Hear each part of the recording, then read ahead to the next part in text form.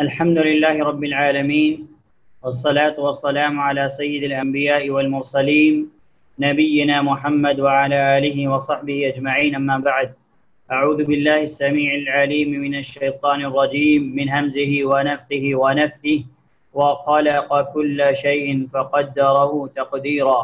وقال جل وعلا في مقام آخر: الله خالق كل شيء وهو على كل شيء وكيل.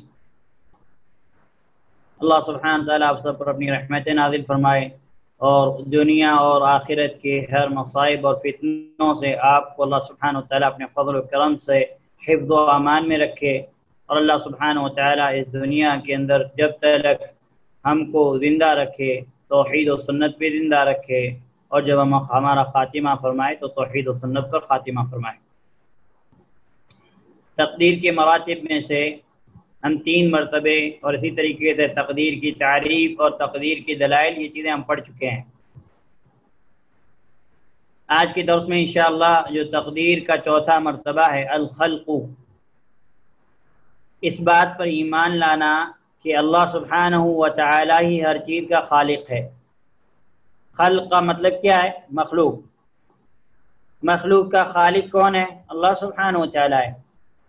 تو تقدیر کے ایک مراتب میں سے چوتھا مرتبہ یہ ہے کہ ہم اس بات پر ایمان لائیں کہ اللہ سبحانہ و تعالی ہر چیز کا خالق ہے۔ شیخ صالح سندی حفظہ اللہ فرماتے ہیں: یؤمن اہل السنۃ والجماعۃ ان اللہ عز وجل خالق کل شیء۔ اہل السنہ والجماعہ اس بات پر ایمان لاتے ہیں کہ اللہ سبحانہ و تعالی ہی ہر چیز کو پیدا کرنے والا ہے، اور فَكُلُّ مَا فِي هَذَا الْقَوْنِ مَخْلُوقٌ لِلَّهِ سُبْحَانَهُ وَتَعَالَى، اور اس دنیا کے اندر جو کچھ بھی ہے، چاہے دنیا کے اندر یا آسمانوں کے اندر جو بھی ہے، اللہ سبحانہ وتعالی کے علاوہ جو کچھ بھی ہے سب اللہ کی مخلوق ہے، سب اللہ سبحانہ وتعالی کی مخلوق ہے۔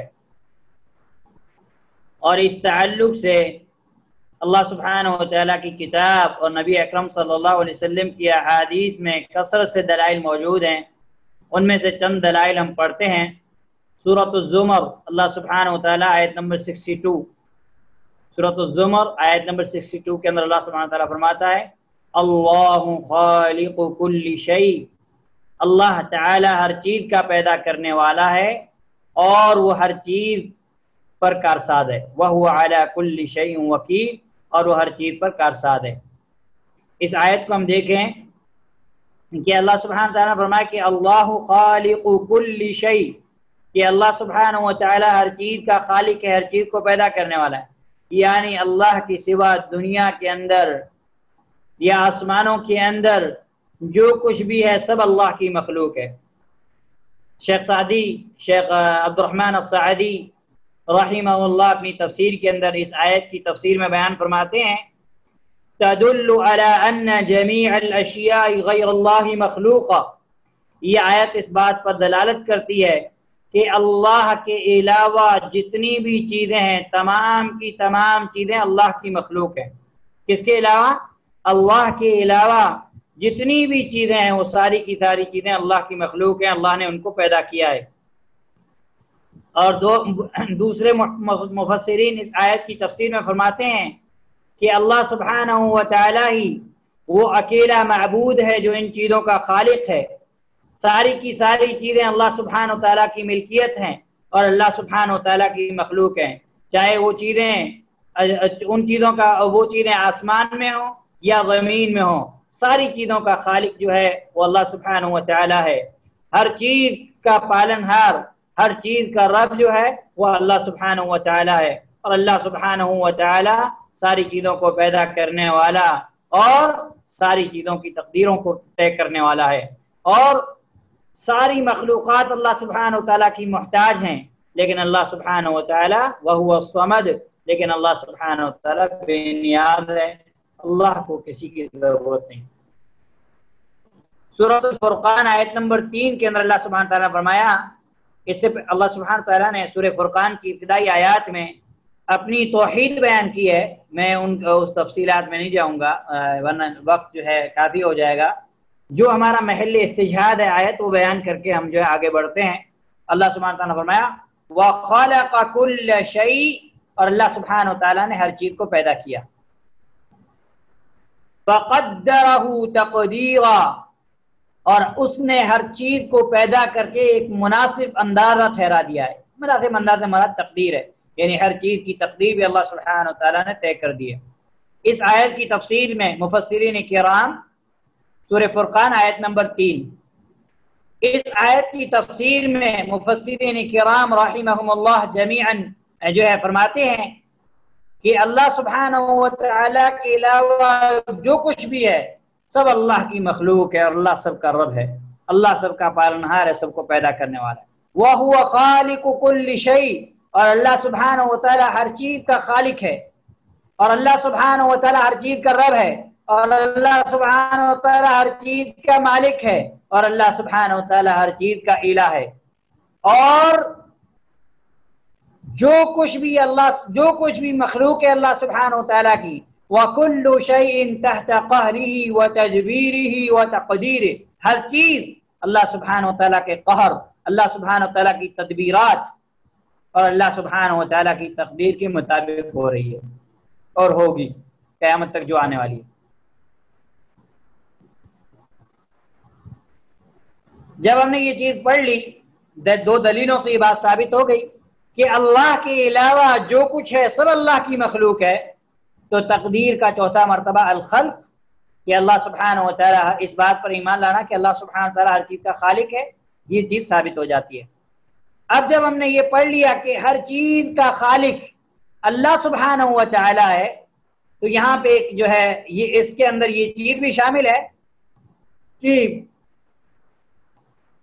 بندوں کے جو افعال ہیں، بندوں کے جو کام ہیں، بندے جو کام کرتے ہیں، یہ بھی مخلوق ہیں، یہ بھی اللہ سبحانہ تعالیٰ کی مخلوق ہیں، یہ بھی اس کے اندر شامل ہے۔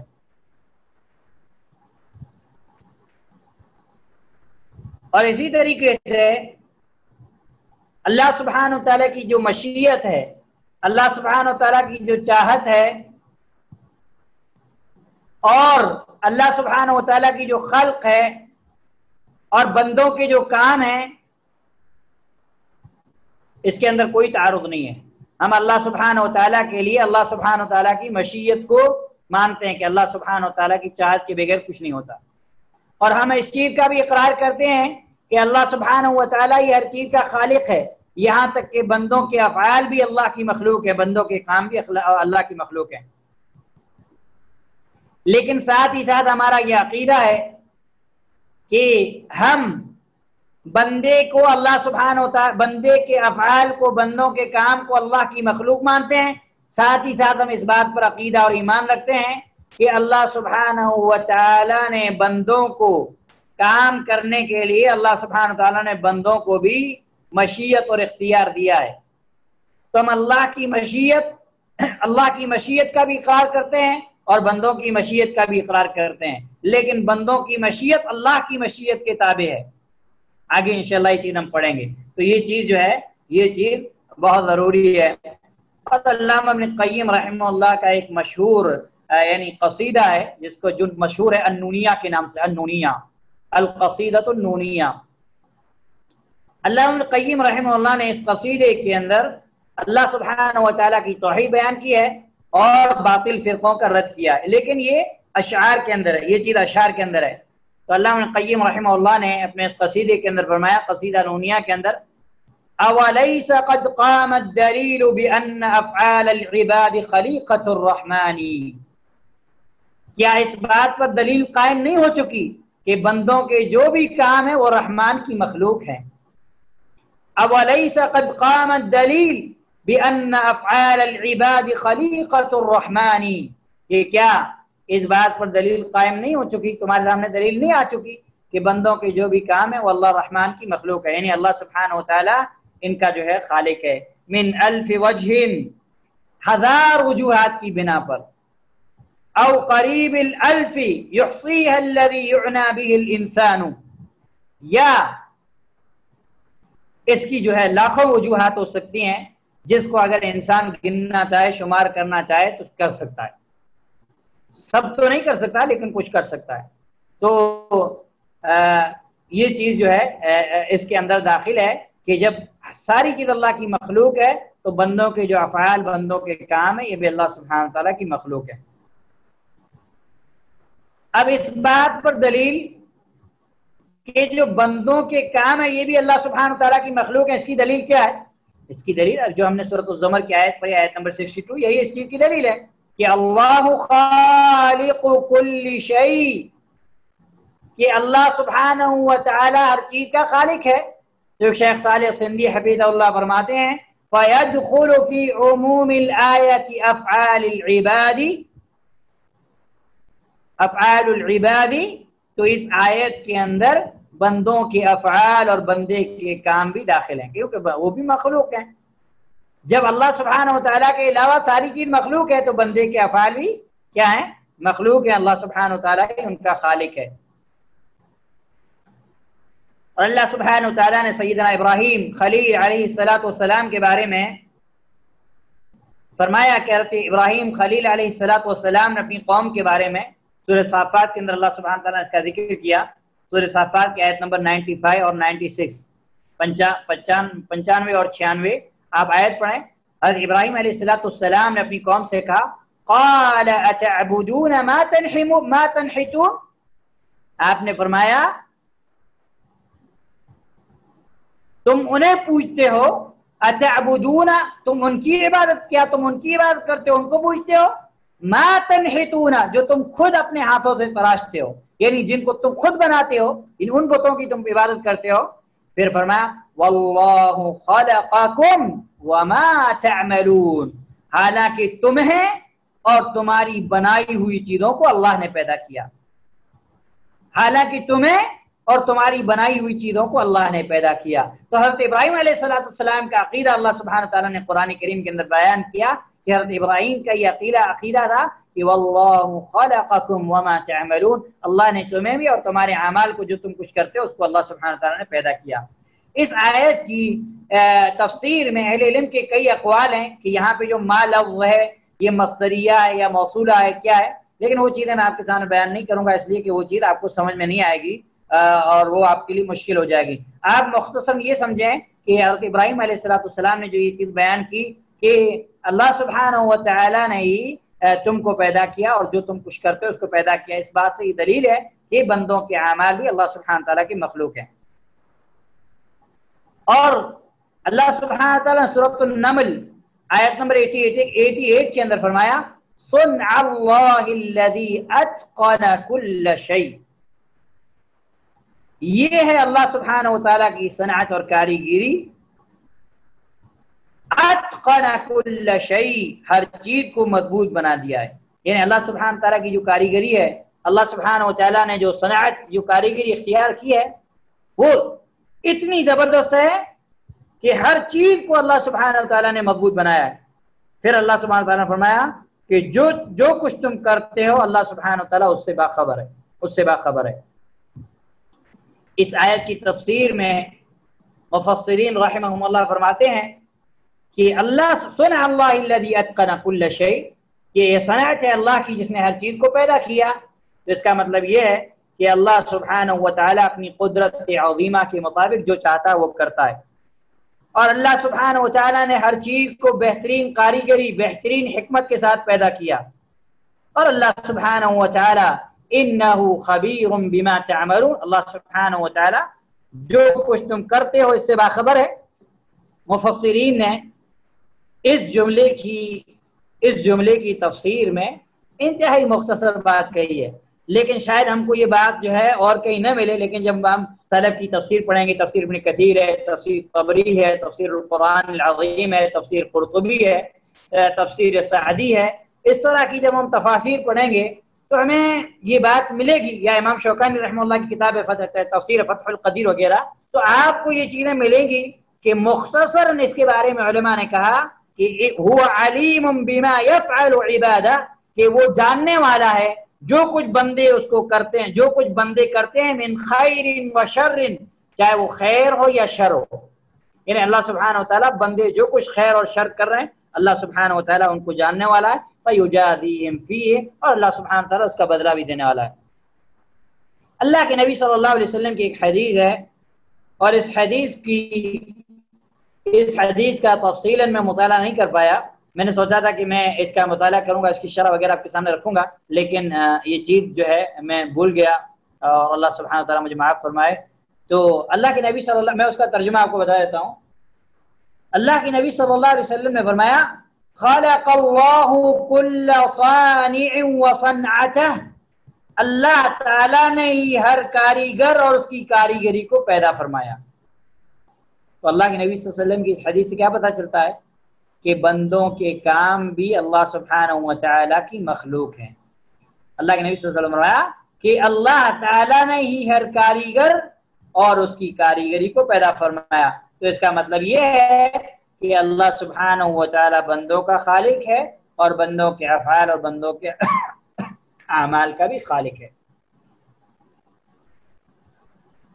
یہاں پہ ایک سوال ہے کہ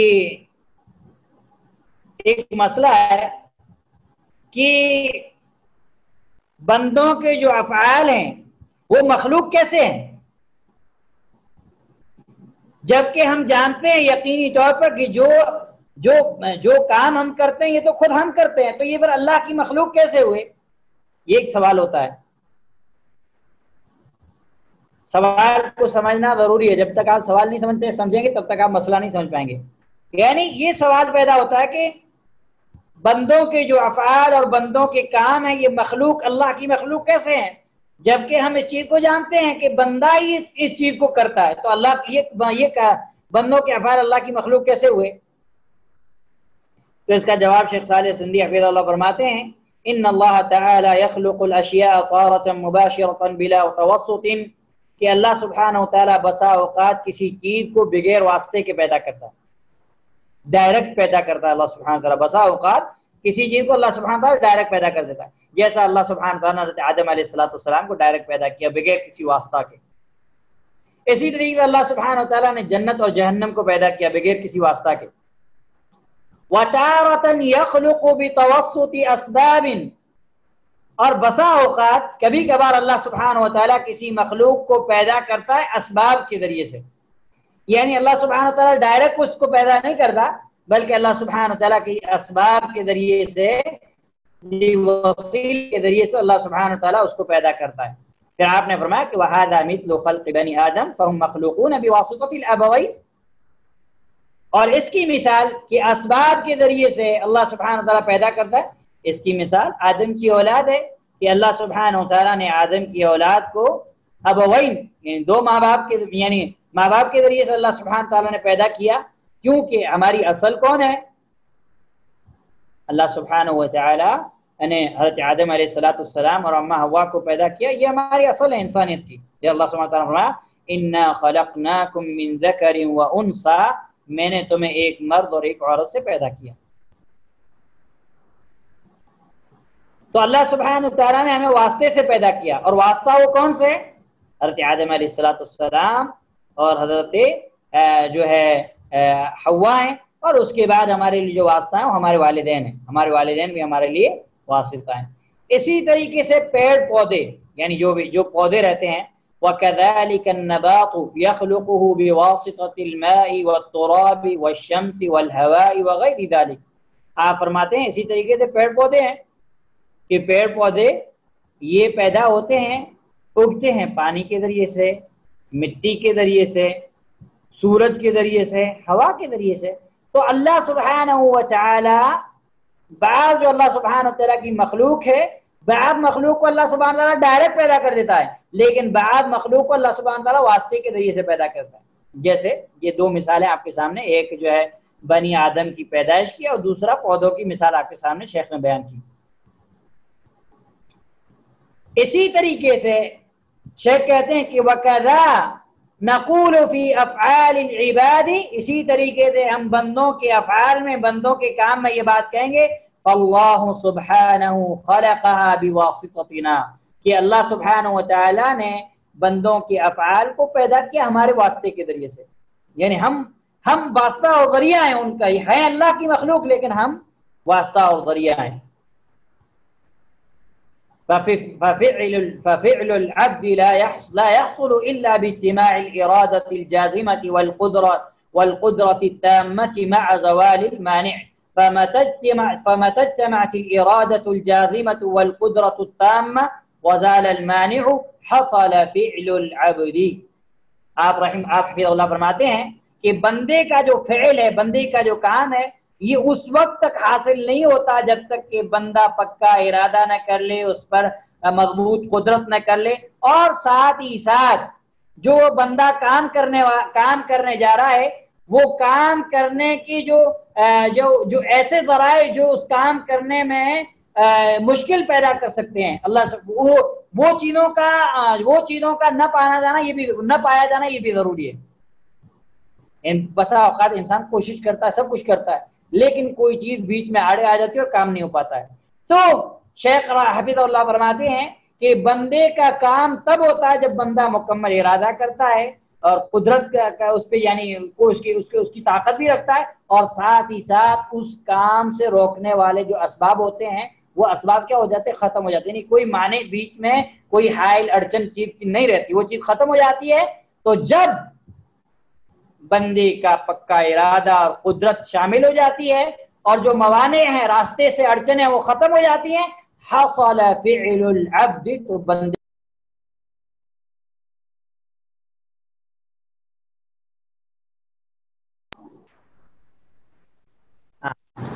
تو بندے کا فعل کیا آتا ہے؟ وجود میں آ جاتا تھا۔ تو شیخ حفیظ اللہ فرماتے ہیں وبالتالي فالله هو الذي من على العباد بأن أعطاهم القدرة والإرادة فبهذا يكون فعل العبد مخلوقا لله۔ اس چیز کو جو اللہ شیخ نے جو یہ مختصر جو پہلے بات بیان کی، اب کیوں بیان کی؟ اس بات کو سمجھانے کے لیے آپ فرماتے ہیں حفیظ اللہ کہ اللہ سبحانہ و تعالی نے بندوں پر احسان کیا، من علی العباد، بندوں پر احسان اور فضل کیا، بأن اعطاهم القدرة والارادہ، کہ اللہ سبحانہ تعالی نے بندے کو قدرت دی، ارادہ دیا، تو اس کے ذریعے سے بندے کا فعل، بندے کا جو کام ہے یہ اللہ کی مخلوق ہوا۔ بندے کو قدرت کس نے دی؟ بندے کو ارادہ کس نے دیا؟ اللہ نے دیا۔ تو جب اللہ نے دیا، بندہ اسی کے ذریعے سے کام کرتا ہے، تو بندے کے کام کیا ہوئے؟ اللہ کی مخلوق ہوئے، اللہ کی مخلوق ہوئے۔ اور شیخ حفیظ اللہ نے ایک بہت پیاری مثال دی ہے، یہ مثال آپ لوگ سنیں، انشاءاللہ مسئلہ اور واضح ہو جائے گا۔ آپ فرماتے ہیں کہ ہم اس چیز کو کیسے جمع کریں گے؟ اللہ کی خلق یعنی اللہ کی مخلوق اور بندوں کی جو کام ہے، اس کو ہم کیسے جمع کریں گے؟ جبکہ اللہ سبحانہ و تعالیٰ نے بندوں کو اختیار دیا ہے، جو بھی ہم کام کرتے ہیں اللہ سبحانہ و تعالیٰ اختیار کیا ہے، یعنی ہم اس چیز کو کیسے سمجھیں گے کہ بندے کا کام جو ہے یہ اللہ کی مخلوق بھی ہے اور بندے کا کام بھی ہے، جبکہ اللہ سبحانہ و تعالیٰ نے تو بندے کو اختیار دیا ہے، بندے کو مجبور نہیں کیا، بندہ اپنے اختیار کی بنا پر یہ بات کرتا ہے۔ تو پھر اللہ سبحانہ و تعالیٰ کی وہ بندے کا کام جو اللہ کی مخلوق کیسے ہے؟ تو شیخ رحمہ اللہ نے اس کے لیے ایک بہت بہترین مثال دی ہے۔ آپ نے فرمایا کہ فعل اور مفعول کے اندر فرق ہے، یعنی کام اور کام کا ہونا، مفعول، فعل اور مفعول کے اندر فرق ہے۔ پھر آپ نے مثال دی ایک نجار کی، بڑھئی، جو لکڑی وغیرہ کا کام کرتا ہے، یعنی دروازے وغیرہ بنانا یا ٹیبل وغیرہ، بڑھئی، نجار، عربی میں اس کو نجار کہتے ہیں، کارپینٹر شاید کہتے ہیں، ہمارے یہاں معروف ہے۔ تو آپ نے مثال دی کہ ففعل النجار لصنع القرسی، کہ نجار کا، کارپینٹر کا کرسی بنانا، اور کرسی کیسے بناتا ہے؟ وہ لکڑی کو کاٹتا ہے، پھر لکڑی کا ایک جو ہے سائز، ناپ جو بھی اس کو چاہیے وہ ناپ لیتا ہے، اور اس کے بعد پھر جو ہے وہ کیا کرتا ہے؟ اس لکڑی کی کٹائی چھٹائی وغیرہ کر کے اس میں لکڑی میں کیل وغیرہ جو بھی ہے وہ کیل وغیرہ ڈال کے ایک چیز تیار کرتا ہے، کرسی تیار کرتا ہے، ٹھیک ہے۔ پھر وہ کیا کرتا ہے کہ اس کرسی پر اگر اس کو کلر چڑھانا ہے کسی کا بھی، تو اس پر وہ کلر چڑھاتا ہے۔ تو یہ جو کام ہوا کہ یعنی لکڑی کو کاٹنا، لکڑی کی سائز، پھر اس میں کیل ٹھوکنا، پھر اس کے اوپر کلر چڑھانا، یہ کس کا کام ہے؟ یہ نجار کا، بڑھئی کا کام ہے، نجار کا یعنی کارپینٹر کا کام ہے۔ یہ فعل ہوا. اب مفعول کیا ہے؟ کرسی ہے. اور وہ کرسی کیوں ہے؟ کیونکہ کرسی بہت ساری چیزوں کے یعنی بعد وجود میں آئی، جیسے کٹائی چھٹائی اور ایسے جو ہے ناپ سائز وغیرہ، پھر اس کے اندر کیل ٹھوکنا، پھر نجار کی محنت ہے، بڑائی کی محنت ہے.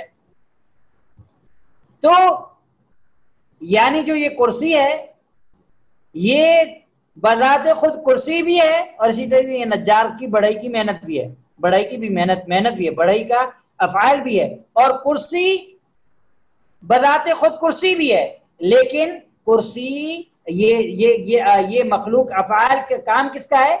بڑھئی کا. یہ شیخ نے مثال دی.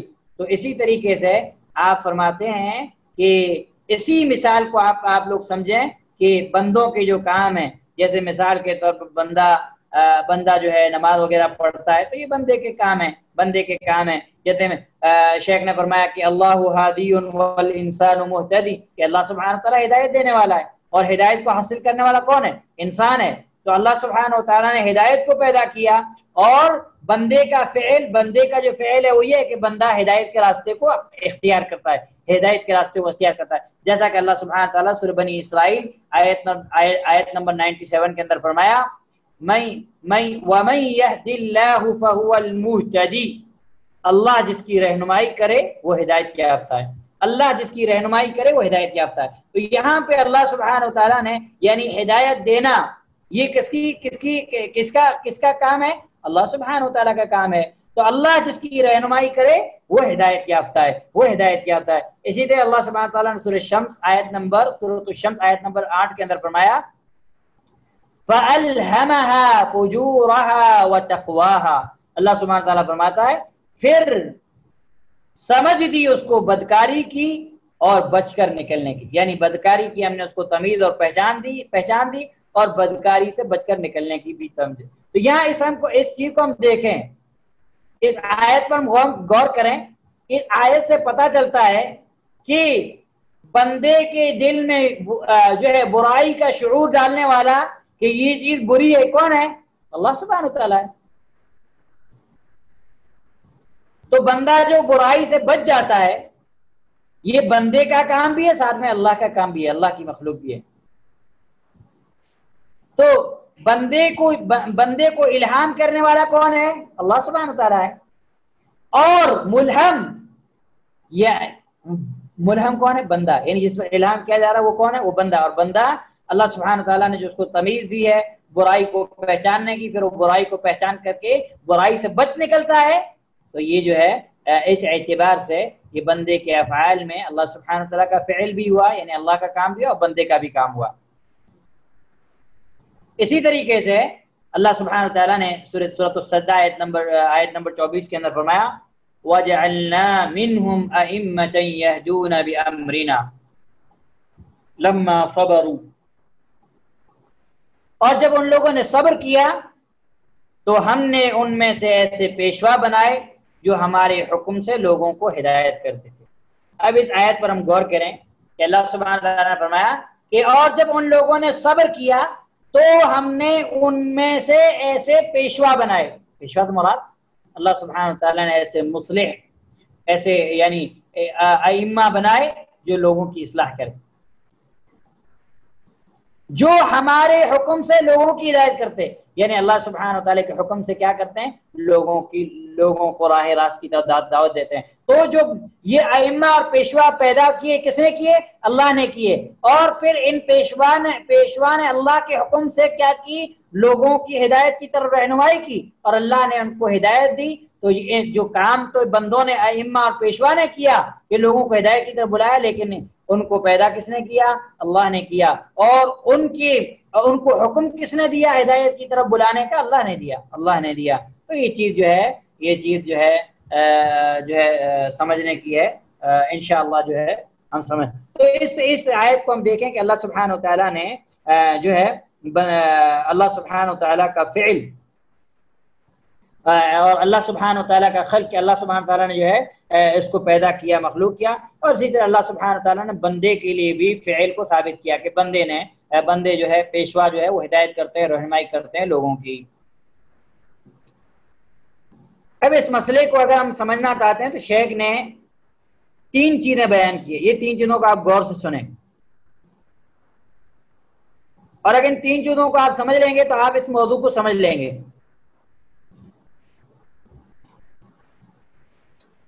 ایک چیز یہ ہے کہ اسناد الفعل الى العبد، کہ فعل کی نسبت کرنا بندے کی طرف، یعنی اللہ سبحانہ وتعالیٰ نے ایک کام ہے کہ اللہ سبحانہ مثال کے اللہ سبحانہ تعالیٰ کہا کہ وہ نیکی کرتے ہیں، وہ خیر کا کام کرتے ہیں، یا جو بھی چیزیں اللہ سبحانہ تعالیٰ نے قرآن کریم کے اندر بیان کی، تو اللہ سبحانہ وتعالیٰ نے اس کام کی فعل کی نسبت بندے کی طرف کی، بندے کی طرف نسبت کیوں کی؟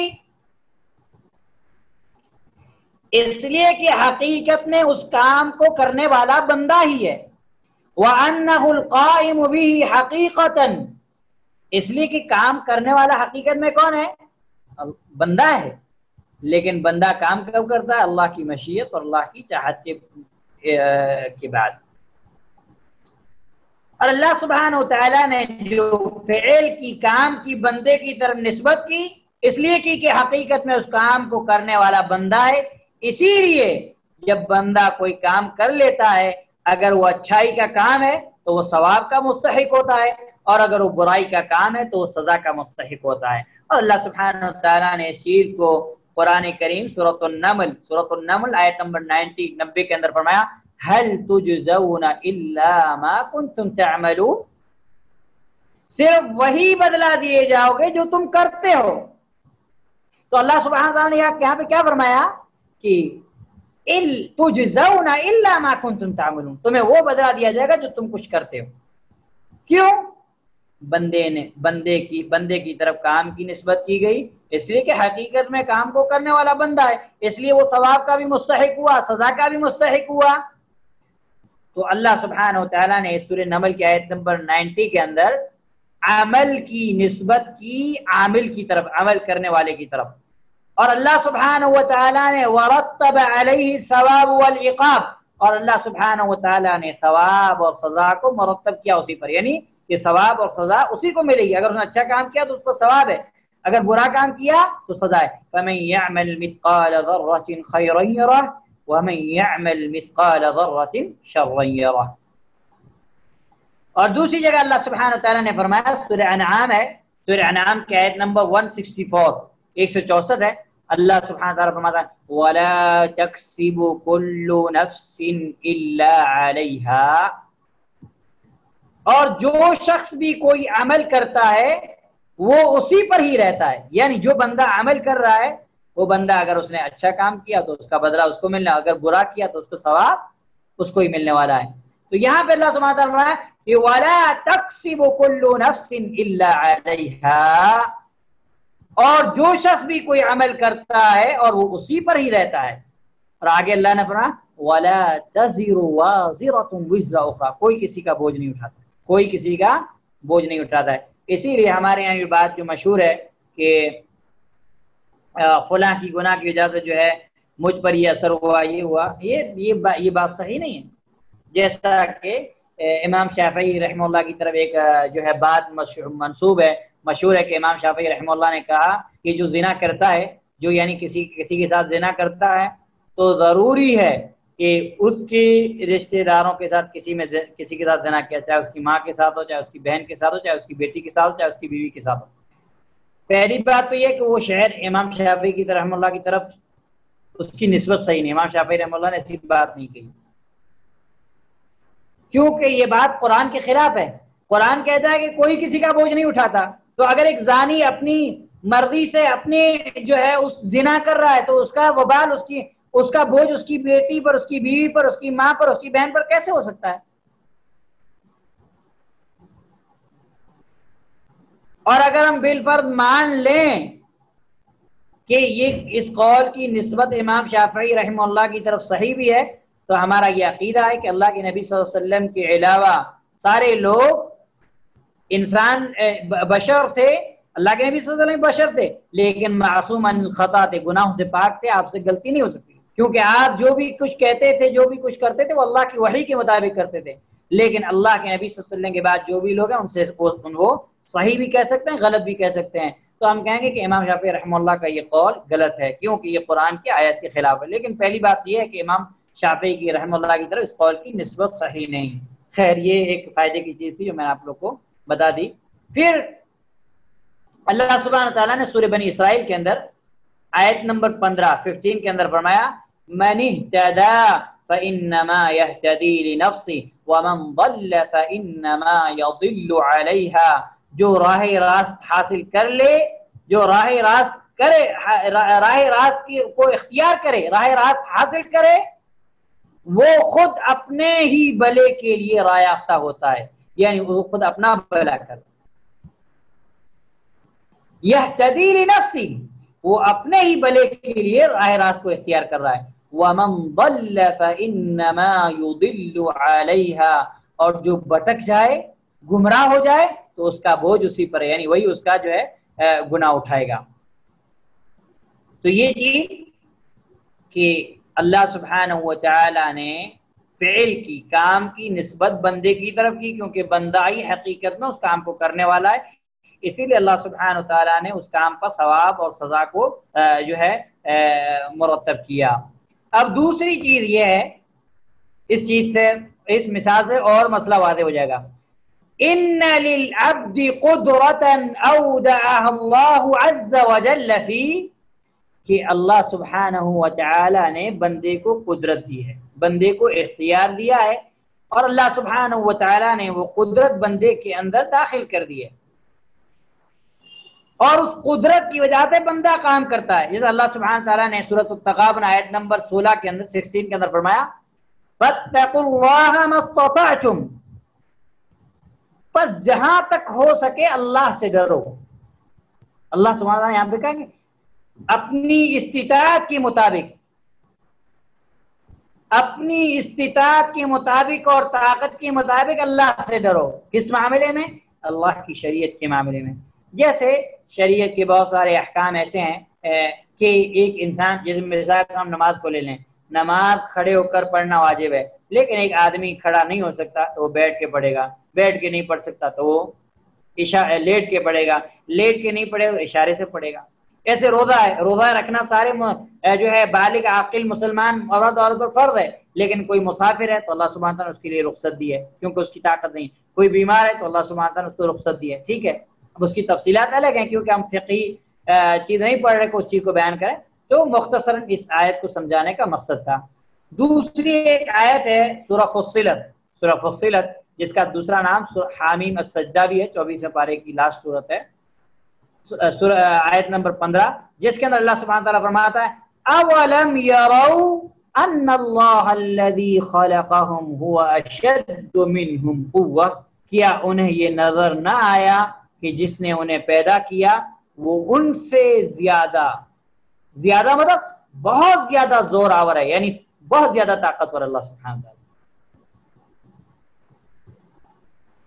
تو ہم اس چیز کو دیکھیں، اس چیز کو ہمیں سمجھنا ہمارے لیے ضروری ہے کہ ان قدرت العبد لا تکفی وحدها فی حدوث الفعل۔ اللہ سبحانہ تعالیٰ نے جو یہ آیت اللہ سبحانہ تعالیٰ نے بیان کی، اس کو غور سے آپ سمجھیں کہ کیا انہیں یہ نظر نہ آیا کہ جس نے انہیں پیدا کیا وہ ان سے زیادہ طاقتور ہے۔ تو اس آیت سے پتہ چلا کہ بندے کی جو قدرت ہے یہ اکیلے کافی نہیں ہے کسی کام کو کرنے کے لیے۔ فَهِيَ مُفْتَقِرَةٌ إِلَى سَبَبٍ آخر، بندے کی یہ جو قدرت ہے یہ محتاج ہے کسی دوسرے سبب کی طرف، وَهُوَ إِعَانَةُ اللَّهِ، اور وہ ہے اللہ کی مدد، اللہ کی اعانت اور اللہ کی مدد۔ اور دوسرا ہے وَزَوَالَ الْمَانِعِ، معنی کا زائل ہو جانا، یعنی رکاوٹ کا ختم ہو جانا، اور وَهُوَ أَيْضًا بِيَدِهِ سُبْحَانَهُ وَتَعَالَى، اور وہ چیز بھی اللہ سبحانہ وتعالی کے ہاتھ اور قدرت میں ہے، جیسا کہ اللہ سبحانہ وتعالی نے سورہ یونس کے اندر فرمایا وَإِن يَمْسَسْكَ اللَّهُ بِضُرٍّ فلا کاشف له الا هو وان يمسسك بخير فهو على كل شيء قدير۔ تو اس آیت سے یہ پتہ چلا کہ بندے کی قدرت اکیلے کافی نہیں ہے، بندے کی قدرت محتاج ہے کسی دوسرے سبب کی طرف، اور وہ ہے اللہ کی مدد، اور رکاوٹ کا ختم ہو جانا وہ بھی اللہ سبحانہ و تعالیٰ کے ہاتھ میں ہے۔ جیسا کہ پہلے یہ چیز گزری کہ جو پودے ہیں، یعنی جو پودا ہے تو پودے کے بڑھنے کے لیے ہم نے اگر اس کو بویا تو اس کے لیے بڑھنے کے لیے سب اسباب ضروری ہیں۔ وہ کیا ہے؟ مٹی، ہوا، دھوپ، یہ ضروری ہے۔ جب تک یہ چیز نہیں ہوگی تک پودا وجود میں نہیں آ سکتا۔ اور یہ چیز کون سی ہے؟ یہ چیز پودے کے وجود کے لیے ضروری ہے، اور جو معنی رکاوٹ ہے اس چیز کا ختم، وہ کیا ہے؟ ٹھنڈی، ایک سخت ٹھنڈ، یعنی پودے کے لیے یہ چیز ضروری ہے کہ وہ سخت ٹھنڈ سے، اسی طریقے سے بہت زیادہ نمکیلی اگر مٹی ہے یا نمکیلا پانی ہے تو اس سے بھی جو ہے بہت، یا زمین جو ہے کھاری یہی نمکیلی ہے تو پھر پودا وجود میں نہیں آتا۔ تو اس چیز پودے کے وجود میں آنے کے لیے جس طریقے سے ہوا، پانی، سورج وغیرہ کی، اسی طریقے سے اس چیز کا ختم ہونا بھی ضروری ہے کہ وہ جو ہے زمین سرخیز ہو، نمکیلی زمین نہ ہو، اور سخت سردی وغیرہ نہ ہو۔ اب تیسری چیز ہے، اس چیز کو پڑھ کے انشاءاللہ ہم درس کو ختم کریں کہ ان دو چیزوں کو ہم نے سمجھا، اب تیسری چیز کو سمجھنا ضروری ہے کہ ان للعبد مشیئتا و اختیارا، کہ اللہ سبحانہ وتعالیٰ نے بندے کو اختیار دیا، بندے کو چاہت دی۔ اللہ سبحانہ وتعالیٰ نے بندے کو مجبور نہیں کیا کہ نعوذ باللہ، اللہ سبحانہ وتعالیٰ جو ہے جبر کر کے بندے سے کفر کرا رہا ہے، زنا کرا رہا ہے، چوری کرا رہا ہے، نہیں، اللہ سبحانہ وتعالیٰ نے بندے کو چاہت اور اختیار دیا۔ اور آگے ہم تفصیل پڑھیں گے اس چیز کو انشاءاللہ کہ اللہ سبحانہ وتعالیٰ نے ہدایت کا راستہ واضح کیا، برائی اچھائی سب واضح کی، تو پھر اللہ سبحانہ وتعالیٰ نے سب یعنی نیکی کا اللہ سبحانہ وتعالیٰ ثواب بتا دیا، برائی کی سزا بتا دی، پھر اللہ سبحانہ وتعالیٰ کا معاملہ ختم ہو چکا۔ اب کوئی انسان اپنے کام کی بنا پر تقدیر، اپنے گناہ کی وجہ سے تقدیر کو مسئلہ نہیں بنا سکتا، عذر نہیں بنا سکتا، وہ چیز انشاءاللہ ہم آگے پڑھیں گے تفصیل سے۔ تو تیسری جو چیز یہ ہے کہ بندے کی مشیت، اللہ سبحانہ وتعالیٰ نے بندے کو مشیت اور اختیار دیا ہے۔ اللہ سبحانہ وتعالیٰ سورہ مزمل آیت نمبر 19 کے اندر فرماتا ہے فَمَنْ شَاءَ اتَّخَذَ إِلَىٰ رَبِّهِ سَبِيلًا، جو چاہے اپنے رب کی طرف راہ اختیار کرے۔ یہاں اللہ سبحانہ وتعالیٰ نے بندے کی چاہت کا اختیار کیا۔ اللہ سبحانہ وتعالیٰ کہ فَمَنْ شَاءَ، جو چاہے، یعنی اللہ سبحانہ وتعالیٰ نے بندے کو مشیت دیا، بندے کو اختیار دیا۔ اسی طریقے اللہ سبحانہ وتعالیٰ سورہ بقرہ آیت نمبر 223 کے اندر اللہ سبحانہ وتعالیٰ نے فرمایا فَأْتُوا حَرْثَكُمْ أَنَّا شِئْتُمْ، عورتوں کے تعلق سے اللہ سبحانہ وتعالیٰ نِسَاؤُكُمْ حَرْثٌ لَكُمْ فَأْتُوا حَرْثَكُمْ أَنَّا شِئْتُمْ، کہ وہ تمہاری کھیتیاں ہیں، تم اپنی کھیتیوں میں جس طرح چاہو آؤ۔ تو اللہ سبحانہ وتعالیٰ نے یہاں پہ فرمایا کہ أَنَّا شِئْتُمْ، جس طرح تم چاہو آؤ، یعنی اللہ سبحانہ وتعالیٰ نے بندے کی مشیت کا ذکر کیا، چاہت کا ذکر کیا۔ لیکن یہاں پہ یہ چیز ضروری ہے کہ بندے کی مشیت اللہ کی مشیت سے نہیں نکل سکتی، اللہ کی چاہت نہیں نکل سکتی۔ بندہ اگر خود چاہے کہ میں یہ کام کر لوں، اکیلا بندہ نہیں، بلکہ بندہ اللہ کی مشیت کا محتاج ہے، اللہ کی اعانت کا محتاج ہے۔ جیسا اللہ سبحانہ وتعالیٰ نے فرمایا کہ فَمَنْ شَاءَ اتَّخَذَ إِلَىٰ رَبِّهِ سَبِيلًا وَمَا تَشَاءُونَ إِلَّا أَن يَشَاءَ اللَّهُ إِنَّ اللَّهَ كَانَ عَلِيمًا حَكِيمًا، سورۃ الانسان، سورۃ الدہر کی آیت نمبر 29 اور 30 ہے، 29 اور 30، جس کے اندر اللہ سبحانہ وتعالیٰ نے فرمایا جو چاہے اپنے رب کی راہ لے لے، اور تم نہ چاہو گے مگر یہ کہ اللہ تعالیٰ ہی چاہے، بے شک اللہ سبحانہ وتعالیٰ علم والا اور باحکمت ہے۔ اس آیت کو ہم دیکھیں کہ اس آیت کے اندر، اس سے پہلے والے آیت کے اندر اللہ سبحانہ وتعالیٰ نے بندے کی مشیت اور چاہت کا اختیار کیا، چاہت کا ذکر کیا، اور اس کے بعد اللہ سبحانہ تعالیٰ نے فرمایا کہ تم نہ چاہو گے مگر یہ کہ اللہ تعالیٰ ہی چاہے، یعنی اللہ کی مشیت کے بغیر بندہ کچھ نہیں کر سکتا۔ اسی طرح اللہ سبحانہ تعالیٰ نے سورۃ التکویر آیت نمبر 28 اور 29 کے اندر فرمایا وَمَا تَشَاءُونَ إِلَّا أَن يَشَاءَ اللَّهُ رَبُّ الْعَالَمِينَ، اور تم جو چاہو وہ نہیں ہو سکتا مگر جب تک کہ اللہ سبحانہ و تعالی رب العالمین نہ چاہے۔ تو یہ چیز جو ہے ضروری تھی سمجھنے۔ اور اس کے بعد انشاءاللہ ہم منڈے کو یوم الاثنین کو انشاءاللہ ہم لوگ پڑھیں گے، کل اور پرسوں انشاءاللہ کلاس نہیں رہے گی، منڈے کو ہم لوگ پڑھیں گے اہل السنہ والجماعہ کا عقیدہ کہ ان الہدایت والاضلال بید اللہ عز وجل، کہ ہدایت اور گمراہی یہ اللہ سبحانہ وتعالیٰ کے ہاتھ میں ہے۔ اگر اللہ سبحانہ وتعالیٰ نے کسی کو ہدایت دی نعمتا منہ وفضلا، تو اللہ سبحانہ وتعالیٰ کی نعمت فضل اور کرم ہے اس بندے پر۔ وَيُضِلُّ مَن يَشَاءُ حِكْمَةً مِّنْهُ عَدْلًا، اور اگر اللہ تعالیٰ نے کسی کو گمراہ کیا تو اس میں اللہ کی حکمت ہے اور اللہ سبحانہ وتعالیٰ کا عدل اور انصاف ہے۔ اور اللہ کی کیا حکمتیں ہیں، اللہ کا کیا عدل و انصاف ہے، وہ انشاءاللہ تفصیل سے ہم چیزیں پڑھیں گے۔ اللہ سبحانہ وتعالیٰ سے دعا ہے کہ اللہ سبحانہ وتعالیٰ جو کچھ ہم پڑھتے ہیں اللہ سبحانہ وتعالیٰ اس کو صحیح طریقے سے سمجھنے کی توفیق نصیب فرمائے، اور اللہ سبحانہ وتعالیٰ اس کو ہمارے لیے نفع بخش بنائے، اور اللہ سبحانہ وتعالیٰ ہماری تعلیم کے اندر پڑھنے پڑھانے کے اندر اخلاص پیدا فرمائے، ریاکاری اور شہرت سے محفوظ فرمائے۔ اللہم ارزقنا الاخلاص فی القول والعمل، اللہم طہر قلوبنا من النفاق وأعمالنا من الرياء ولساننا من الكذب وأعيننا من الخيانة فإنك تعلم خائنة الأعين وما تخفي الصدور۔ اللہ سبحانہ و تعالی ہمیں جب تک دار فانی کے اندر زندہ رکھے، ایمان بالخیر پہ زندہ رکھے، اور جب ہمارا خاتمہ فرمائے تو خاتمہ بالخیر فرمائے۔ وصلی اللہ علیہ وسلم وبارک علی نبینا محمد وعلى آلہ واصحابہ اجمعین ومن تبعهم بإحسان إلى يوم الدين۔